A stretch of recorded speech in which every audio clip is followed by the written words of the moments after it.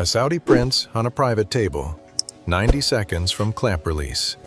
Then, a janitor in faded scrubs walked past OR3, his 6-year-old daughter clutching a worn origami crane.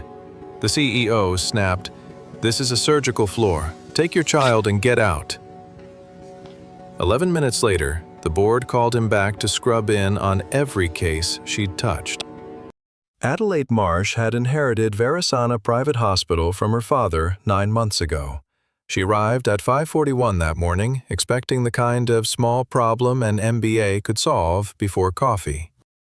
Then she saw him outside OR3, his mop set against the wall, his eyes on the chart taped to the door. His daughter beside him, paper crane in her hand. She crossed the corridor in 12 strides. She did not call out, she did not signal, she simply arrived. In front of the perfusionist, the scrub nurse, and 2 members of her own board, she ended his employment. He did not argue. He did not raise his voice. He did not point to the chart. He took his daughter's hand and walked toward the staff exit beside the locker room. What no one in that corridor knew was that the man she had just fired was the only board-certified cardiothoracic surgeon credentialed in the building. Stay with this one. It earns it. To understand what happened in those 11 minutes, you have to go back to the hallway outside OR3 at 5:38 that morning.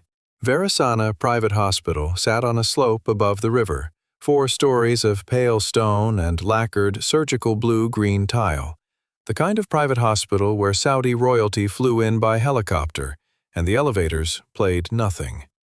There were 240 beds, 12 operating rooms, and a marble lobby with a small fountain that the architect had insisted on in 1989.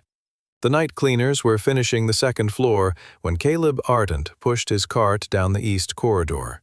He was 49 years old, broad in the shoulders, with the particular quiet of a man who had spent 3 years learning not to be noticed. His scrubs were faded. His ID badge said only, Ardent, C. Janitorial. His left wrist had a hairline scar from a sternal saw that had slipped during a residency case 19 years ago. The scar had taken 19 stitches. He had not been the patient. He had been the surgeon. His daughter walked beside him in a coat 2 sizes too large, holding a paperback of fairy tales against her chest. Tucked inside Chapter 4, between page 82 and page 83, lived a small paper crane. Hannah had folded it the morning she died. The crane was cream-colored. It had been cream-colored for 3 years. Verisana ran 12 operating rooms across the 3rd and 4th floors. OR3 was the smallest, with a single fixed-arm imaging boom and lacquered walls in the same surgical blue-green that ran through the lobby. The room had been built in 1991 as a vascular suite. It had been upgraded for cardiothoracic work in 2007 and again in 2019, when Adelaide's father had still been alive and had still been signing off on capital purchases himself. The morning's case was scheduled to begin at 6 o'clock sharp. Patient was listed on the door chart as Youssef Al-Hamadi, 41, male, valve replacement, routine. Routine was the word the chart used. The chart did not use the words second cousin to the crown prince. The chart did not use the words flown in from Riyadh on a private jet at 2 in the morning. Caleb had stopped reading patient names a long time ago. He read chart corners and door numbers and the smell of the floor wax, and that was enough. But the night supervisor had asked him to mop the corridor outside OR3 before the team scrubbed in, because somebody had spilled a half cup of coffee near the linen cart at 4:40, and the floor was still tacky. Caleb wheeled his cart to the spot and parked it. He set out the yellow caution cone. He laid the mop head in the bucket and squeezed it twice against the press. Mia sat on the bench against the wall, opened her book to Chapter 4, and traced the fold of the crane with one finger. The corridor was empty. The lacquered tile reflected the overhead lights in long, quiet rectangles. The mop touched the floor. Mia Ardent was 6. She had her mother's narrow chin and her father's stillness. She had been 4 years old the morning her mother had folded the crane, and she remembered exactly 2 things from that morning. The first was the way Hannah had asked her what color she wanted, and Mia had said blue. The second was that Hannah had not used blue paper. She had used cream, because that was the only paper on the kitchen counter, and she had said the bird would be cream-colored today and blue tomorrow, and that was how birds worked. Mia had accepted this without argument. She had been 4.5. She had not yet learned that some things do not change color the next day. 3 hours later, Hannah had walked into Mayo Clinic for a routine valve replacement and had not walked out. The crane had been in the pocket of Hannah's cardigan when the cardigan came home. Mia had moved it to the fairy tale book 7 months later, on a Sunday in February, without asking anyone's permission. She had chosen Chapter 4, because Chapter 4 was the one with the brother who waits 7 years at the edge of the forest for his sister to come back. She had read Chapter 4 11 times. She knew the page numbers by heart. The fairy tale book went with her everywhere now. School, hospital, the car, the kitchen table at dinner, the bench outside OR3 at 5:39 in the morning. Caleb watched her in his peripheral vision, the way he had once watched monitors. She was fine. The crane was fine. He kept mopping. The slow arc of the mop against the floor was the only sound in the corridor. Mrs. Lorca, on the 4th floor of their apartment building, watched Mia 3 nights a week when Caleb worked late. She was 63, a retired pediatric nurse from Lisbon who had buried 2 husbands and asked nothing about Caleb's previous life beyond the first week. He had given her the answer she needed, which was that his wife had died and he was raising the child alone. And Mrs. Lorca had nodded once and never asked again. She made arroz doce on Sunday afternoons. Mia had a small bowl with her name written on the bottom in permanent marker. On the mornings Mia came with him to the hospital, Mrs. Lorca was at 5:30 Mass at the Portuguese parish 4 blocks east. So Mia rode the elevator down at 5:15, ate a banana in the staff break room, and read in the corridor while her father worked.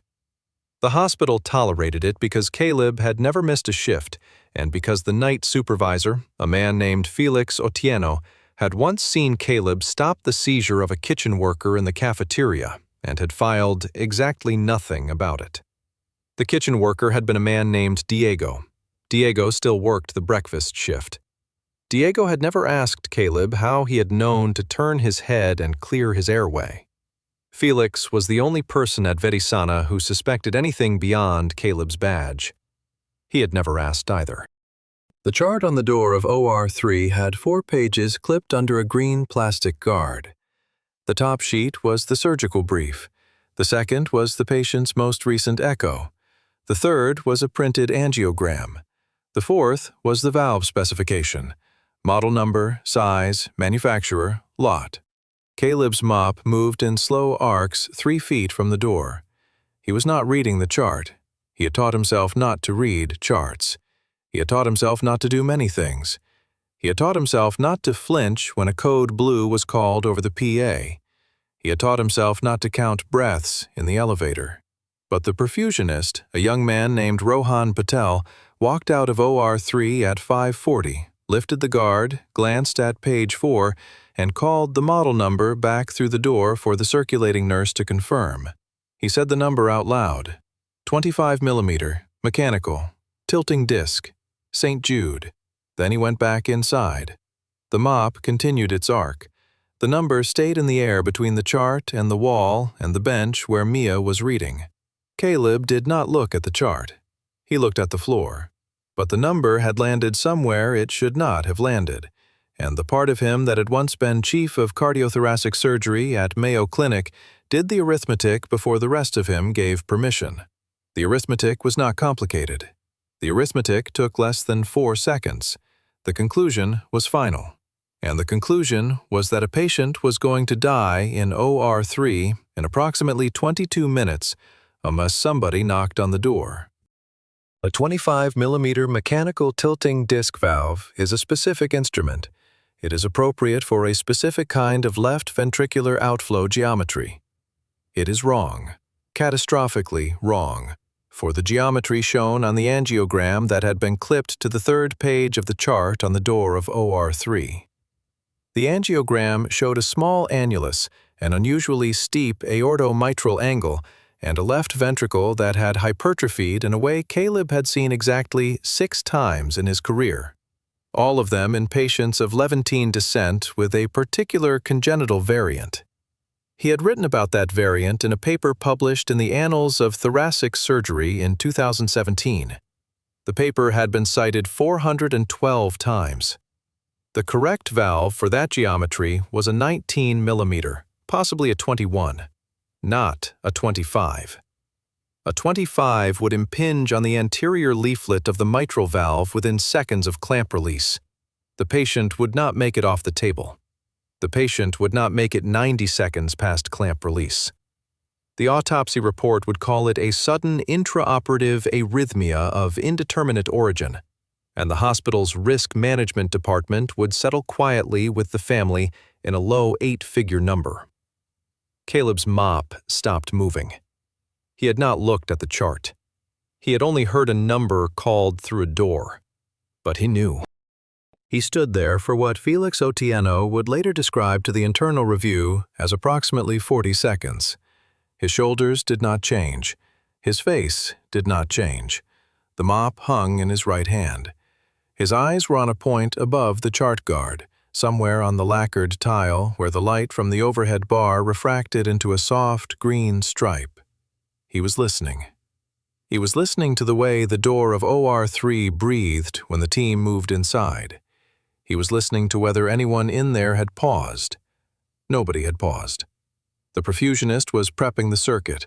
The scrub nurse was opening the valve tray. The anesthesiologist was setting lines. The surgeon, whose name Caleb did not yet know, was at the scrub sink 12 feet away on the other side of the wall. Nobody in that room had looked at the angiogram and the valve specification on the same page. Nobody had done the arithmetic. Caleb thought about Mia on the bench.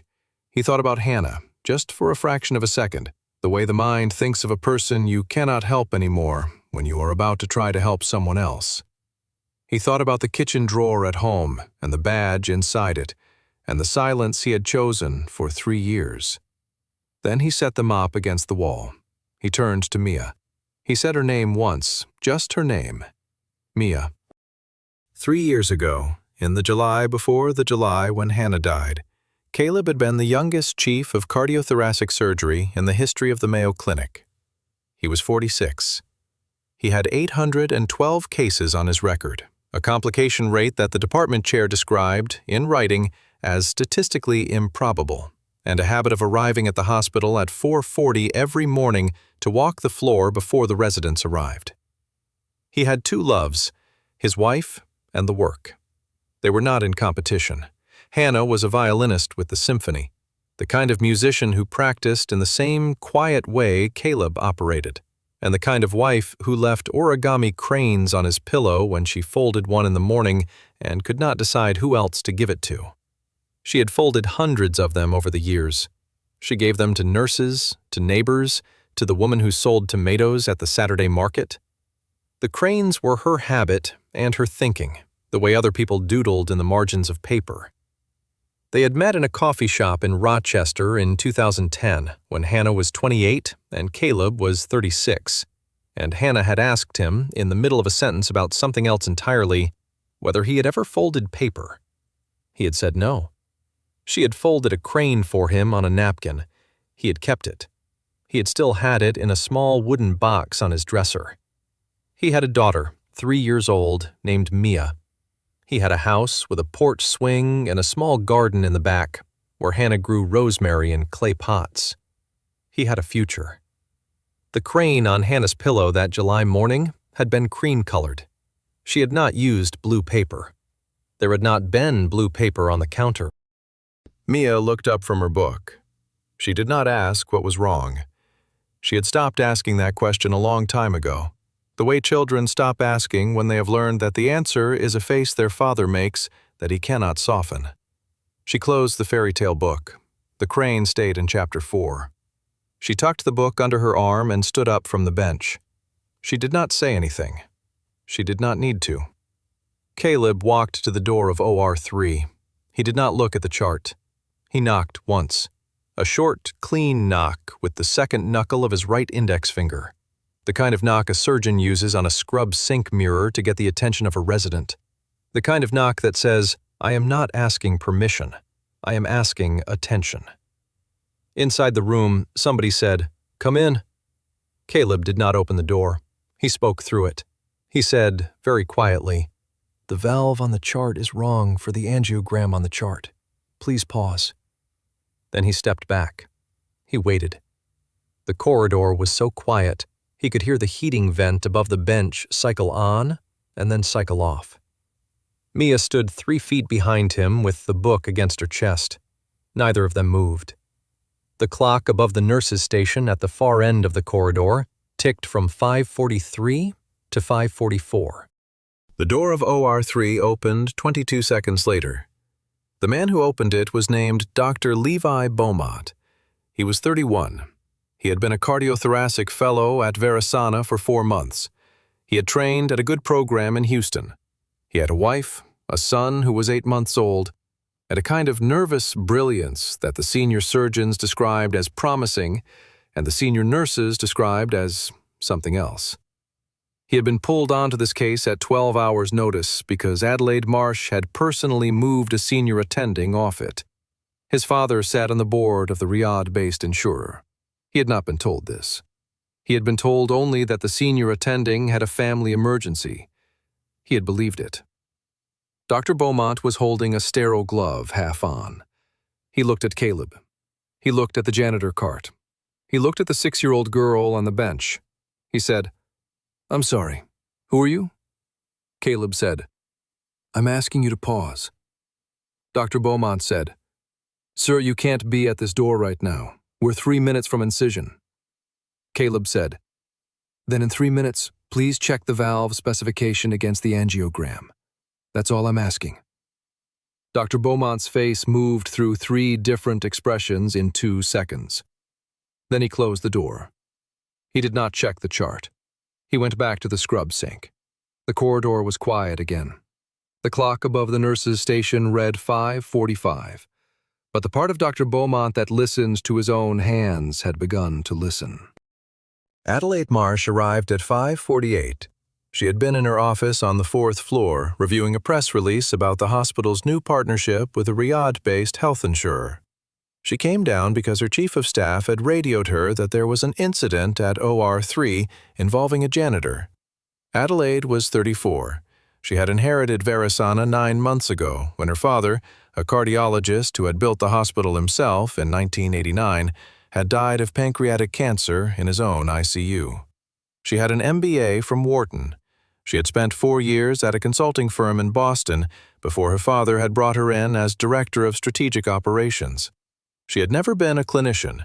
She did not believe she needed to be one. The Saudi delegation that morning represented a contract worth $92 million over 6 years. She had negotiated it herself in Riyadh in February. She had pulled the senior attending off the case at 6 o'clock the previous evening by direct email and put Dr. Beaumont on it instead because Dr. Beaumont's father sat on the Riyadh-based insurer's board, and because Adelaide had calculated that a successful case with the son holding the scalpel would shorten the next contract negotiation by a quarter. She walked down the east corridor flanked by her chief of staff and the head of communications. She did not run. Running was not a thing Adelaide Marsh did. She arrived at the door of OR3 at 5:49. She saw the janitor cart. She saw the 6-year-old girl on the bench. She saw the man in faded scrubs standing 2 feet from the door of an active surgical suite. The chief of staff, a man named Bram Voss, leaned toward Adelaide's left ear and said something brief. He said it twice. The first time was about liability. The second time was about the Saudi delegation that was scheduled to arrive at 7. Adelaide listened to both sentences. She did not look at Bram. She looked at Caleb. She looked at the small girl on the bench. She did not look at the girl long. The communications director, a woman named Petra Hale, took out her phone and began typing. Petra would later swear, in writing, that what Adelaide said next was delivered in the same tone she used for budget approvals. Adelaide said, "What is your name?" Caleb said his name. Adelaide said, "And what are you doing at this door?" Caleb said, "I asked the surgeon to pause. There's a valve specification on the chart that doesn't match the angiogram on the chart. I'd like him to verify it before incision." Adelaide said, "Are you a surgeon, Mr. Ardent?" Caleb said, "I'm a janitor here, ma'am." Adelaide nodded once. Bram exhaled. Petra stopped typing. Adelaide said, "Mr. Ardent, the surgical team in that room represents over 40 years of combined training. They do not require a janitor's opinion on valve specifications. You have stopped a procedure that has a patient under anesthesia. Do you understand what you have done?" Caleb said, "Yes, ma'am." Adelaide said, "I am not going to call security, because I do not want this corridor on a security report when the delegation arrives. What I am going to do is end your employment here, effective now. Please collect your things. Please take your child. Please do not return to this floor or any other floor of this building. Do you understand me?" Caleb said, "Yes, ma'am." Adelaide said, "Bram will walk you to the staff exit." She turned to Bram. She said, "Make sure he signs the termination acknowledgement at the desk. Have HR process the final paycheck through close of business today. No severance." Then she turned back to the door of OR3 and knocked twice, briskly, and said through the door, "Proceed, doctor. I apologize for the interruption." She did not wait to hear a response. She did not look at the chart taped to the door. She did not look at the small girl on the bench. She turned and began walking back toward the elevator. The clock above the nurse's station read 5:51. Caleb did not argue. He did not raise his voice. He did not point to the chart on the door behind Adelaide's shoulder. He turned to the bench. Mia had already stood up. She had the fairy tale book against her chest, both arms wrapped around it the way she carried it when she sensed the weather of the room had changed. He reached for her free hand. She gave it to him. He did not say anything to her. She did not say anything to him.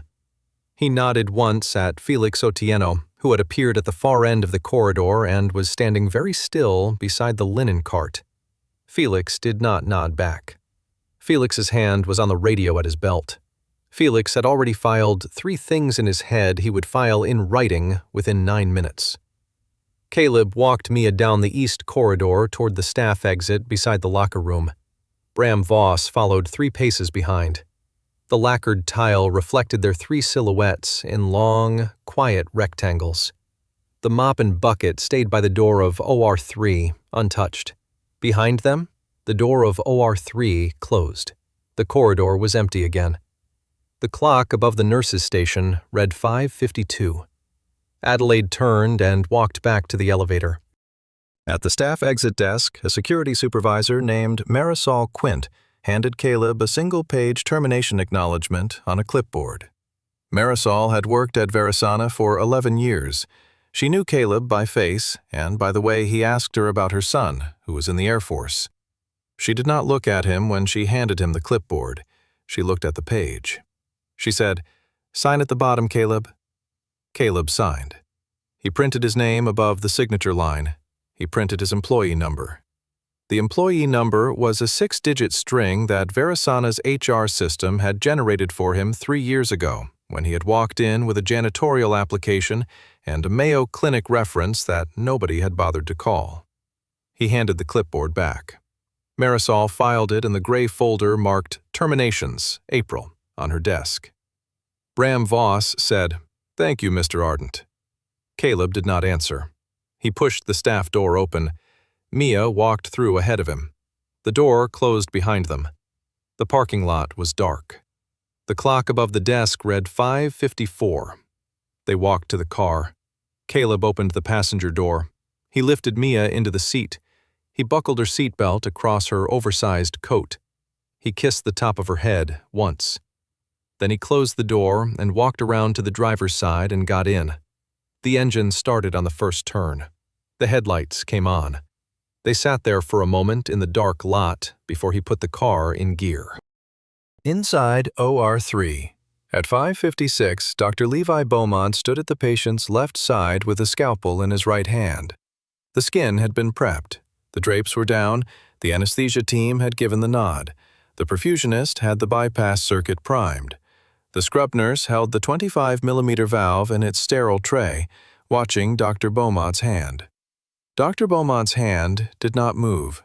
He was looking at the chart on the wall above the patient's head, the second copy of the chart that had been clipped inside the room for reference. He was looking at the angiogram. Then he was looking at the valve specification. Then he was looking at the angiogram again. He was thinking about a man in faded scrubs who had knocked on a door and asked him to pause. He was thinking about his own son, who was 8 months old and who would be waking up about now. The scrub nurse said, "Doctor." Dr. Beaumont did not answer. He set the scalpel back on the tray. He stepped back from the table. He said, very quietly, "Get me the senior attending. Get me Dr. Aldemar." The scrub nurse looked at the perfusionist. The perfusionist looked at the door. Nobody moved. Then the circulating nurse picked up the wall phone. Dr. Margaret Aldemar arrived in OR3 at 5:58.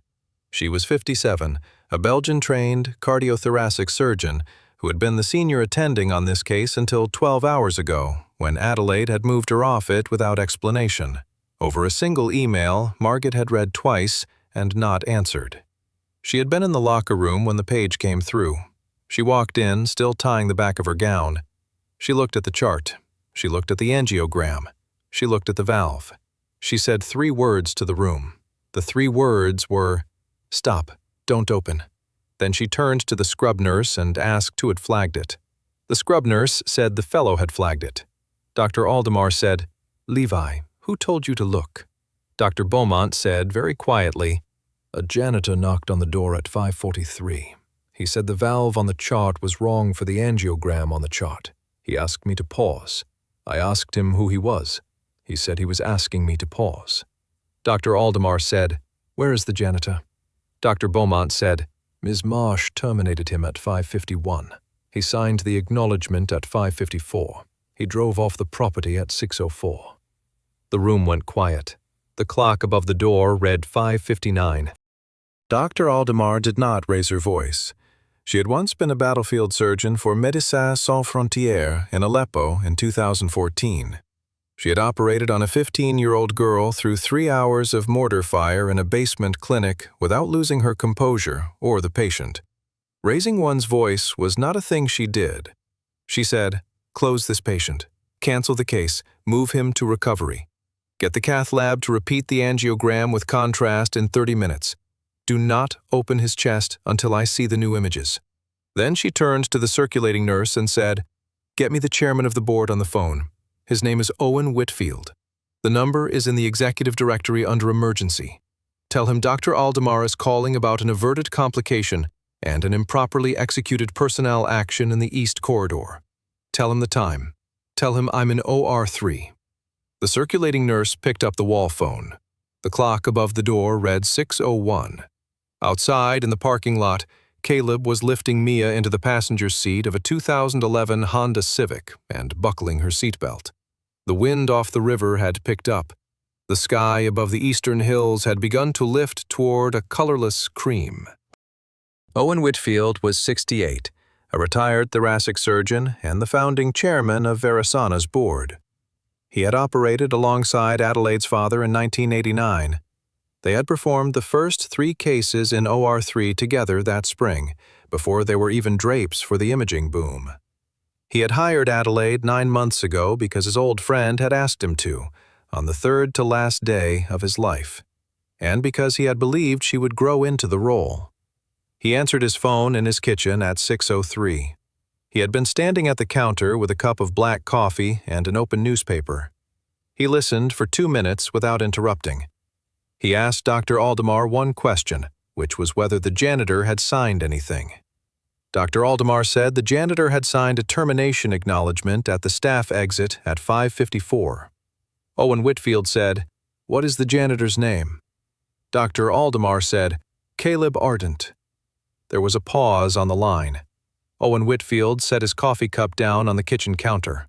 He said, "Margit, did you say Caleb Ardent?" Dr. Aldemar said yes. Owen Whitfield said, "I am leaving my house in 4 minutes. Do not let anyone speak to the press. Do not let Adelaide Marsh leave the building. I will be there in 26 minutes." Caleb pulled the Honda out of the staff lot at 6:04. Mia was buckled in the passenger seat with the fairy tale book on her lap. She had not opened it. She was looking out the window at the river, which was the color of brushed pewter in the pre-dawn light. Caleb drove west on the river road for 2 minutes. Then he pulled into the lot of the 24-hour diner 3 blocks from her elementary school. He parked. He turned off the engine. He turned to Mia. He said, "Are you hungry?" Mia said yes. They went inside. The diner was almost empty. A bus driver at the counter, a woman in scrubs in a booth near the window reading a paperback. The waitress, a woman named Joelle who knew them both, brought Mia a small stack of pancakes and Caleb a coffee without being asked. Joelle had been working the overnight at this diner for 11 years. She had 2 grown sons. She had buried her own husband 6 years ago. She knew the look on Caleb's face. She had worn it once herself. She did not say anything about it. She refilled his coffee twice without being asked. Mia ate slowly. She did not ask about the hospital. She did not ask about the man in the white coat. She did not ask whether they were going home. She ate her pancakes, and Caleb drank his coffee, and the clock above the counter read 6:15. Somebody put a quarter in the jukebox, and a quiet country song began to play. At Verisana, at 6:15, Adelaide Marsh was in her office on the 4th floor when Bram Voss knocked on her door and told her 3 things. The first was that OR3 had canceled the case. The second was that Dr. Aldemar had called the chairman of the board. The third was that the chairman of the board was on his way to the hospital and had asked through the chief of staff's secretary that Adelaide remain on the premises. Adelaide said, "Why was the case canceled?" Bram said the valve specification did not match the angiogram. Adelaide said, "Whose error was it?" Bram said the chart had been signed off by Dr. Beaumont's surgical brief at 2200 the previous night. Adelaide said, "And who flagged it this morning?" Bram did not answer. Adelaide said it again.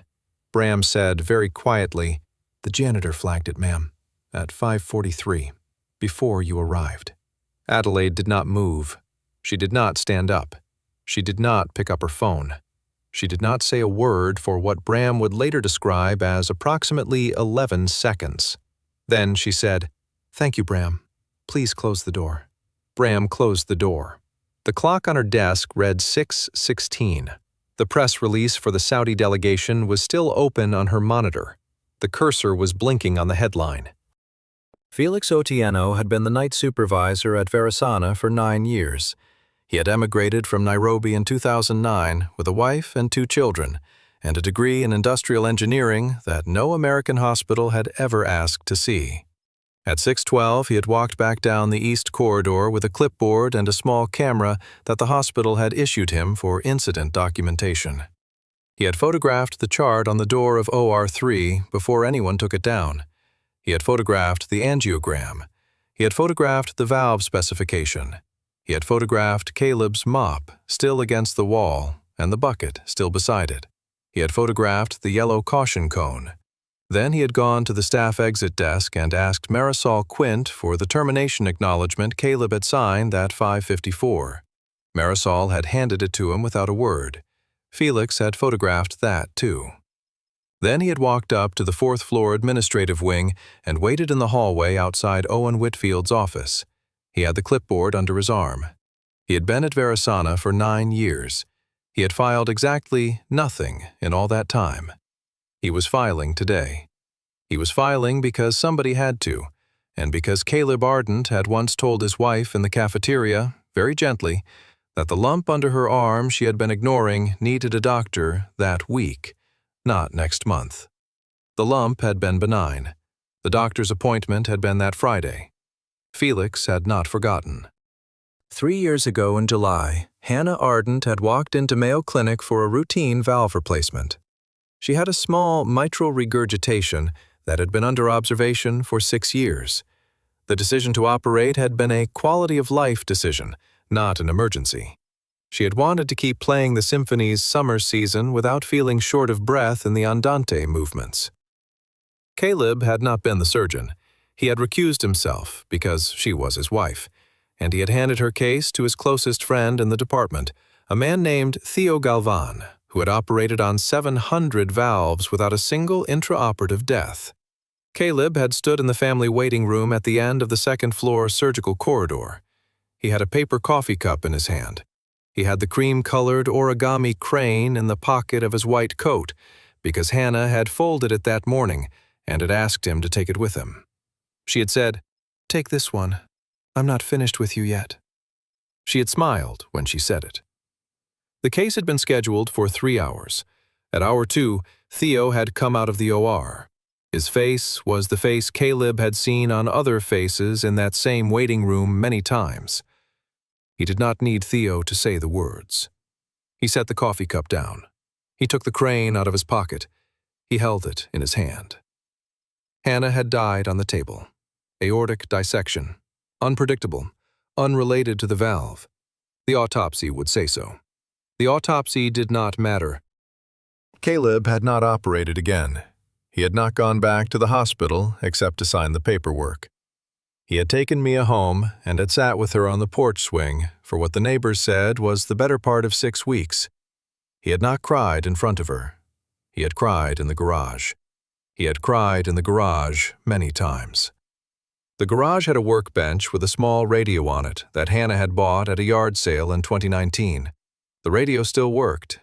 He had not turned it on since. The crane stayed in the pocket of Hannah's cardigan until the cardigan came home from the hospital with her other belongings, and then the crane stayed in a small ceramic dish on the kitchen counter for 4 months, and then Mia had moved it to her fairy tale book, where it had lived ever since. Caleb had sold the house in March. He had moved Mia into a 2-bedroom apartment on the 3rd floor of a building Mrs. Lorca's brother managed, because the apartment was 100 yards from a kindergarten and because the rent was honest. He had taken a janitorial position at Verisana in April, because Verisana was on the bus line, and because nobody at Verisana would call Mayo, and because the work was quiet and his hands could not hurt anyone in the work. He had not told a single person at Verisana what he had been before. His old badge had stayed in a drawer in the kitchen. His state medical license had quietly renewed itself by mail every June. He had not asked it to. He had not asked it to stop. He had filed the renewal in the same drawer as the badge and had closed the drawer. 3 years. 3 June renewals. 3 sealed envelopes he had opened, glanced at, and put away. Owen Whitfield arrived at Verisana at 6:29. He came in through the main lobby, not the staff entrance. He nodded at the security guard at the desk. He took the elevator to the 4th floor. Felix Otieno was waiting in the hallway outside his office with the clipboard. Owen took the clipboard. He looked at the photographs of the chart, the angiogram, the valve specification, and the mop. He looked at the termination acknowledgement. He looked at Felix. He said, "How long have you known?"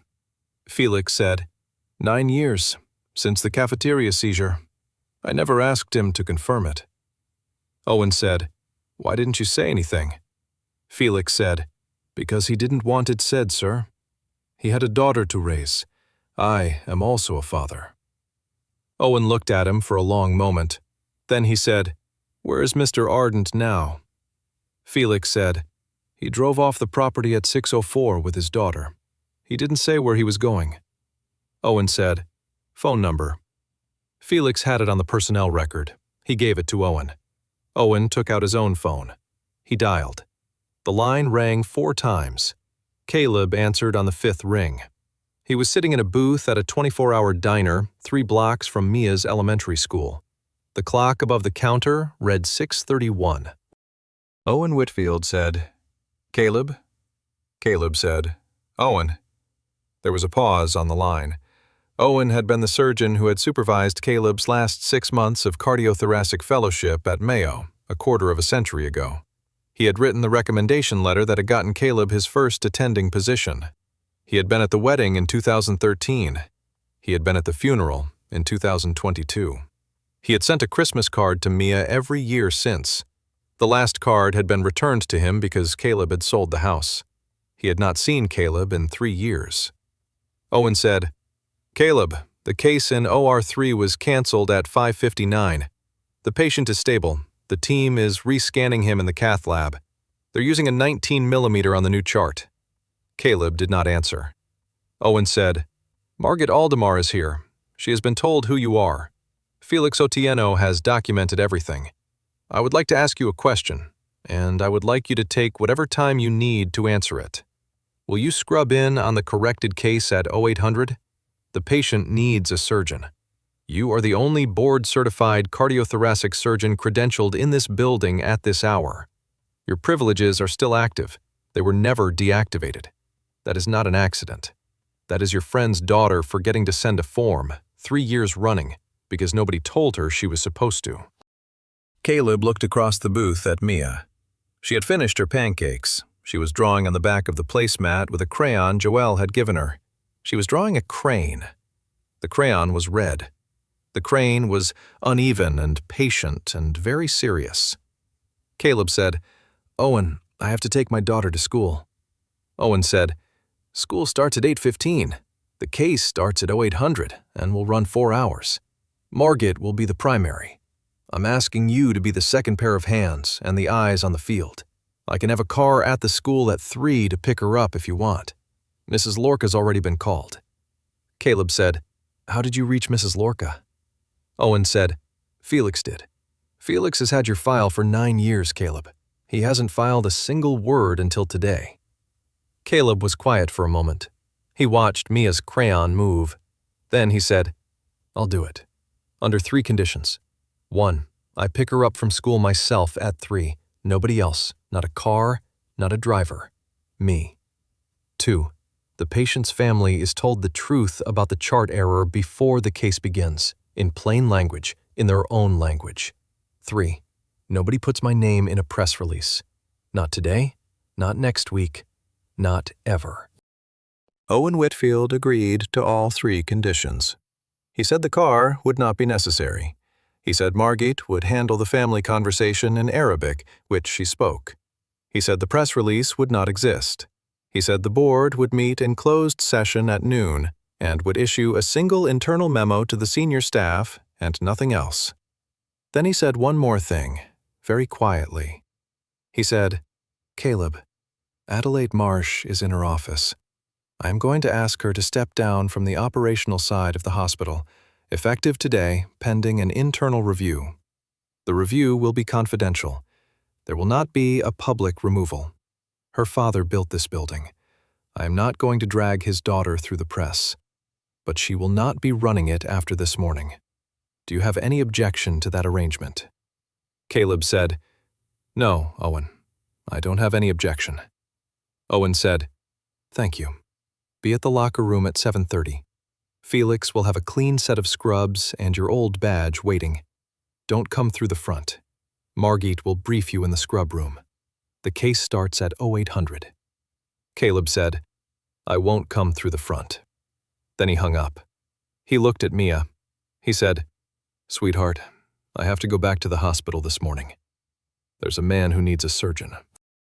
Mia did not look up from the placemat. She was finishing the wing of the crane she was drawing. She said, "Is the man hurt?" Caleb said, "He's going to be all right, but the doctors need help. I used to be a doctor, a long time ago." Mia said, "Before Mommy." Caleb said, "Yes, before Mommy." Mia said, "Are you still a doctor?" Caleb did not answer right away. He looked at her drawing. The crane on the placemat had one wing larger than the other, and a body that was almost a perfect oval. She had drawn a small dot for the eye. He said, "I think so. I think I still am." Mia said, "Okay." She put the crayon down. She slid out of the booth. She went to the bathroom. Caleb left $12 on the table and folded the placemat with her crane drawing into thirds and tucked it inside the fairy tale book in Chapter 5. He looked at Joelle. Joelle said, "Are you okay?" Caleb said, "Yes." Joelle said, "You sure?" Caleb said, "Yes." Joelle wiped down the counter and let it go. She had been a waitress for 21 years. She had learned when to let things go. At 3:04 that afternoon, Caleb pulled the Honda up to the curb outside Mia's elementary school.